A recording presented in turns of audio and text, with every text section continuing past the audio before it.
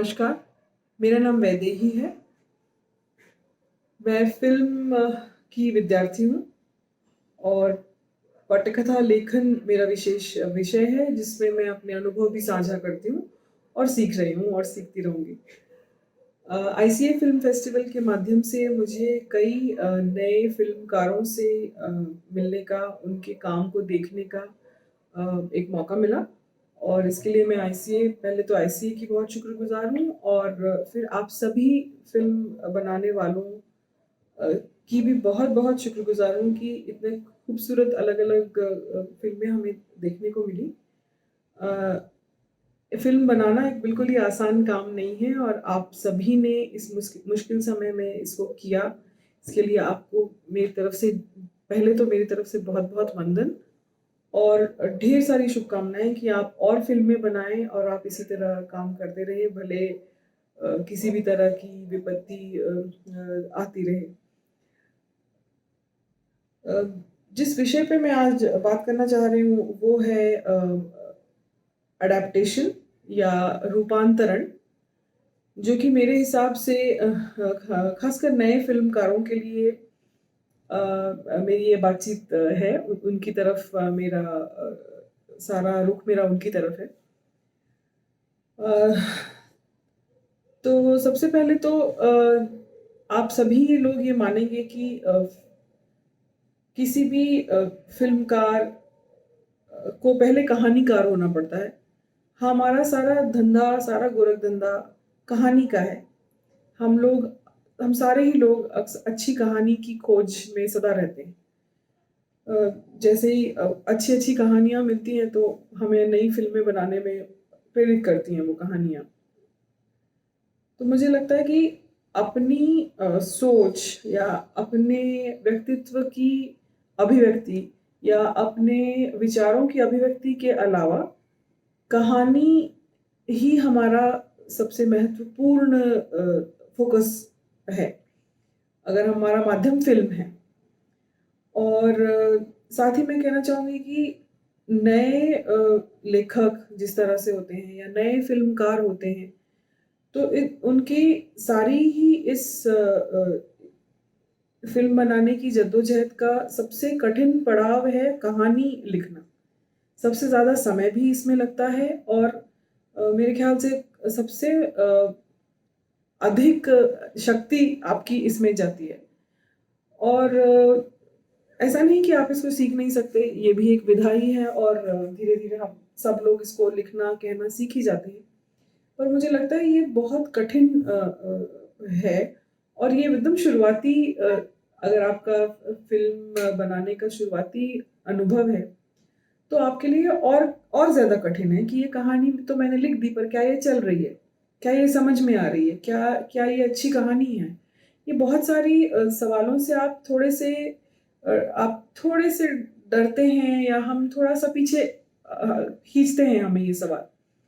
तो ऐसे में मुझे लगता है कि अपनी कहानी कहने का जो सफ़र है, उस सफ़र का एक पहला पड़ाव या एक कहीं अंतरिम पड़ाव हो सकता है कि मंझे हुए लेखकों ने लिखी हुई कहानियाँ लेकर उसका फ़िल्म में रूपांतरण करना। और इसका एक बहुत बड़ा खज़ाना हमारे पास उपलब्ध है साहित्य के रूप में, हमारी पौराणिक कथाओं के रूप में और कविताओं के रूप में माइथोलॉजी जिसे हम कहते हैं पौराणिक कथाएँ, इसके रूप में एपिक पोएम्स हैं, बहुत अ, विकल्प हैं हमारे पास इसमें। तो हम इनमें से कुछ लेकर के इसका सिनेमैटिक एडाप्टेशन फ़िल्म के माध्यम में अनुकूलन हम कर सकते हैं।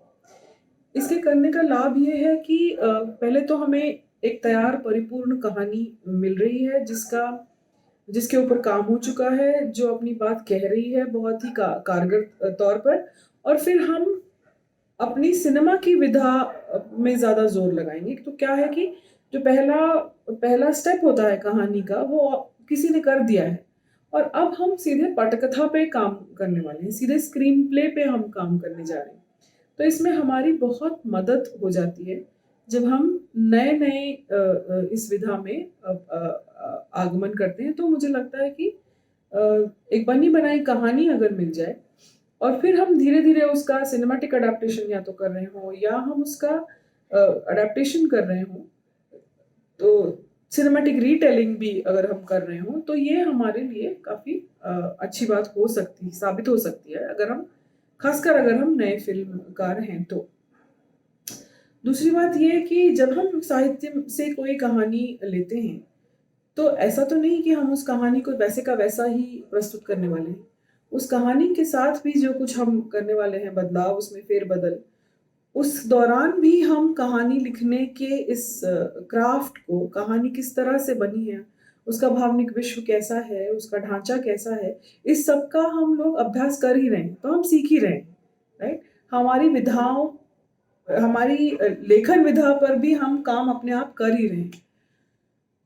तो इसलिए मुझे लगता है कि नए लेखकों को खासकर लघु कथाओं कथाओं का चयन करना चाहिए, क्योंकि लघु कथा कथा में ये है कि आप क्योंकि वो इतनी छोटी है, तो उसका विस्तार करने में आपको एक उसको एक कलात्मक रूप देने में आपको बड़ा आनंद आएगा। वहाँ भी आपको अपनी लेखन शैली पे काम करने का मौका मिलेगा।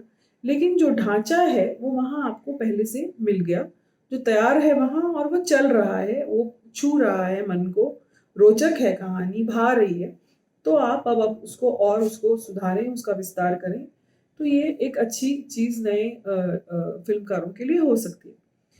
फिर मुझे लगता है कि थोड़ा-सा पीछे आकर अगर हम ये देखें कि कैसी कहानी चुनें या कैसे चुनें कहानी जिसे हमें फ़िल्म जिसका रूपांतरण हमें फ़िल्म में करना है। साहित्य तो बहुत विस्तार है साहित्य का बहुत बड़ा। तो बहुत ही विस्तृत विषयों पर बहुत हर तरह की कहानी वहाँ उपलब्ध है।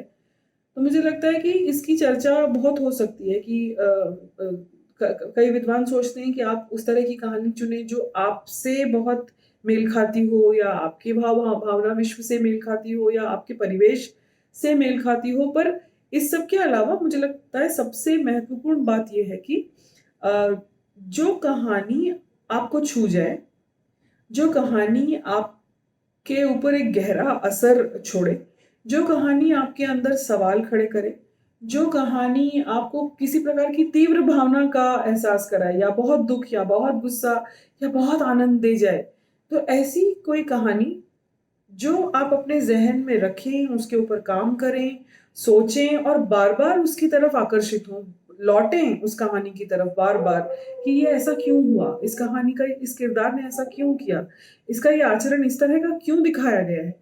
या लेखक ने ऐसा क्यों किया है? ऐसे भिन्न सवाल हो सकते हैं आपके और भिन्न भावनाएँ भी उसके साथ जुड़ी हो सकती हैं। लेकिन जिस कहानी के साथ आपका जुड़ाव है इस तरह का, जो कहानी आपके अंदर घर कर गई हो इस तरह से, उस तरह की कहानी को आपको चुनना चाहिए।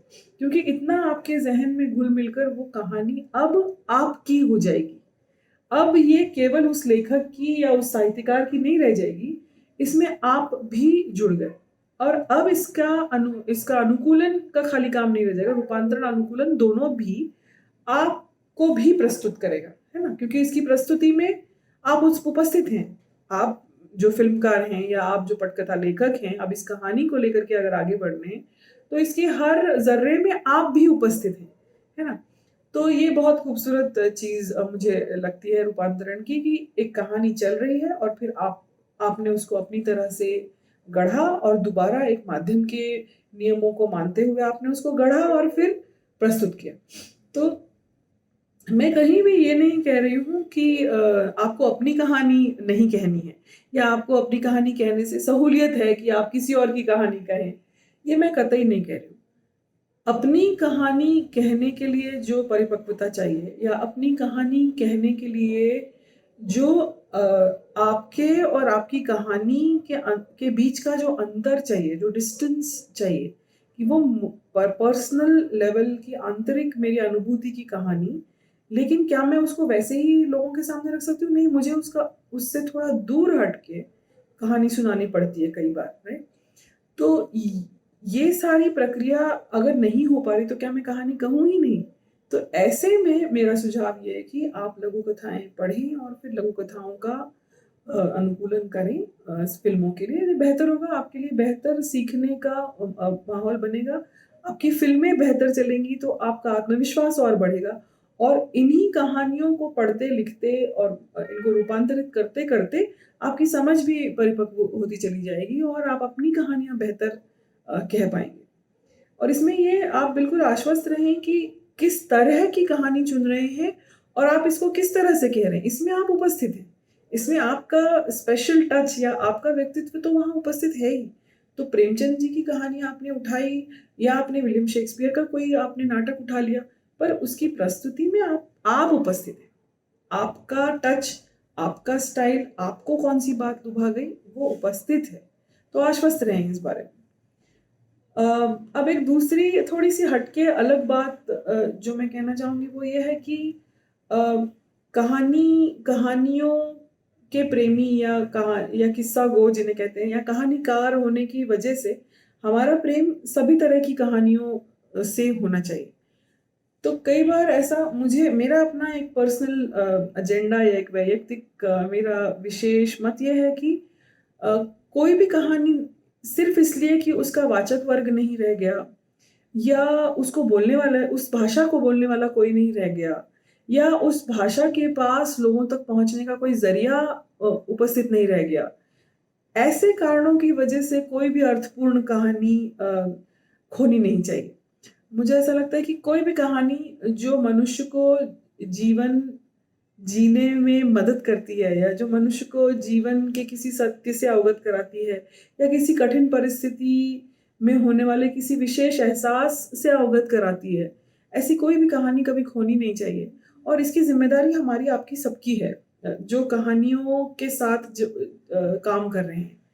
और ऐसे में सिनेमा एक ऐसा माध्यम मालूम होता है जो बिना भेद किए बहुत दूर तक पहुँच पाता है।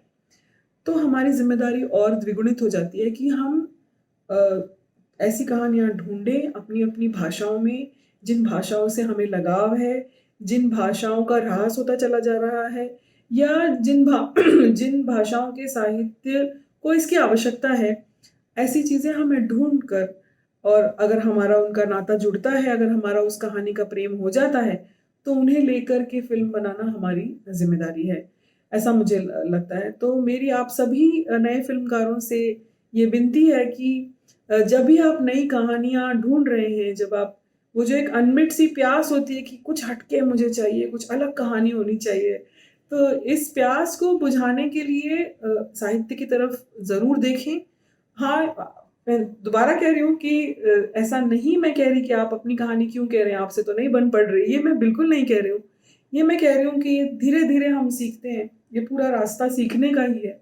तो जब शुरुआत कर रहे हैं, तो जो कहानियाँ दिग्गजों ने कह रखी हैं, उसका लाभ उठाएँ, उनको लें, उनका रूपांतरण करें और इसको एक अच्छा विकल्प समझें, जिसमें जब आप ये करेंगे रूपांतरण का काम, तो मुझे विश्वास है कि ये आपका पूरा प्रयास बहुत ही फुलफिलिंग, बहुत ही आनंददायी होगा। मैं यहाँ रुक जाना चाहूँगी मैं बहुत सारा समय आपका ले लिया। मुझे आपसे संवाद करने में, बातचीत करने में बहुत मज़ा आया। आशा है आपको भी मेरी बात पसंद आए और जल्द ही हमें कुछ रूपांतरण भी देखने को मिले। फिर एक बार मुश्किल रहा है ये पिछला 1 साल हम सभी के लिए और इन सभी मुश्किलातों के बावजूद आप लोगों ने फ़िल्में बनाई। आईसीए फ़िल्म फेस्टिवल के सारे मेंबरान, सारे हर तरह का सदस्य छोटा-बड़ा उन सभी ने भी बहुत मेहनत करी, बहुत योगदान उनका भी रहा।